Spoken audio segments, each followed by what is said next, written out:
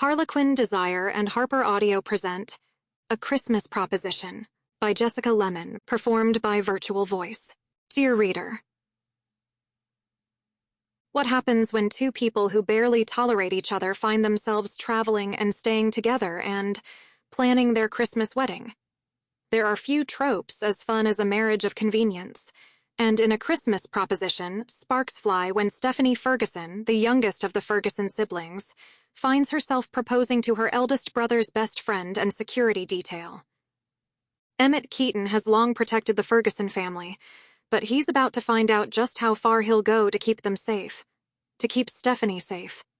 He's the ultimate Scrooge, and she loves Christmas, but he endures the holiday plans and mistletoe in favor of sharing a marital bed with her. Oh, and they wait until the deed is done to break the news of their nuptials to the rest of the family. As close as the Fergusons are, you can imagine how well that goes over. Snuggle in and enjoy a story filled with tradition and fireworks between these two opposites. Stefanie and Emmett have a lot to learn about each other, and even more to learn about what it takes to be together forever and ever. Amen. I have the utmost faith in them. If there's one attribute they both have in spades, it's stubbornness to see things through to the end. Once falling in love was added to the mix, they were goners. Happy holidays, Jessica Lemmon. 1. December 20th.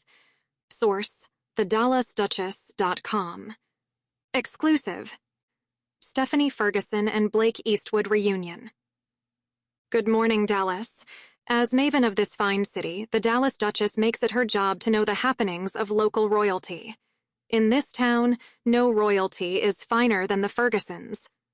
Princess Stefanie Ferguson, socialite, heiress, and party girl, has been spotted once again on the arm of cunning and charming Blake Eastwood, who just so happens to be the mayor's biggest opponent. Naughty, naughty. And, my savvy Duchess dolls, you're all aware that the Mayor Stefanie's gorgeous and recently betrothed brother. Yes, ladies, another of Dallas's eligible bachelors is about to bite the dust.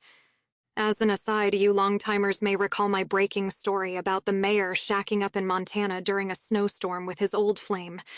Ha-cha, you always hear it here first.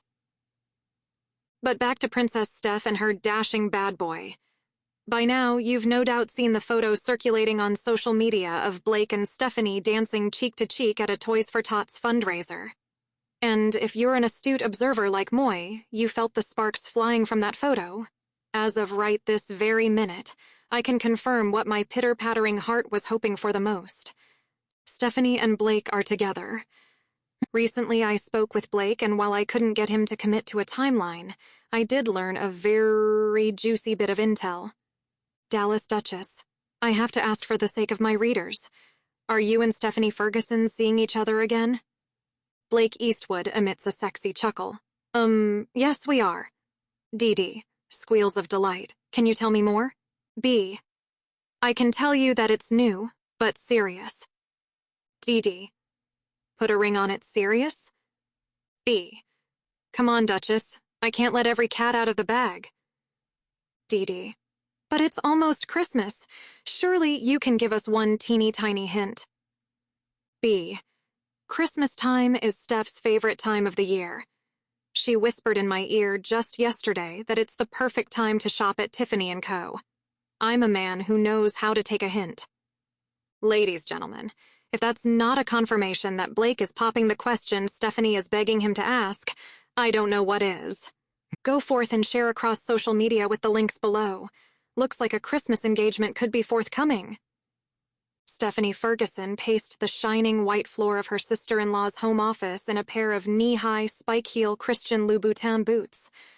Unlike the last public relations hiccup she'd gotten into with Blake, this one couldn't be handled over a cup of coffee at Hip Stir. Late last night, she'd been sipping on hot cocoa with Sambuca when she received a text from Blake. Dallas Duchess has some news to share tomorrow, me and you, gorgeous. She'd pecked in an angry go-to-hell followed by leave me alone, and then erased both lines in favor of ignoring him. Lord only knew what he would have done with the screenshots if she'd texted him. It had taken everything in her not to respond to his baiting. Blake was bad news with a capital B and N. Last year, he'd gone to the Dallas Duchess via... Sample complete. Ready to continue?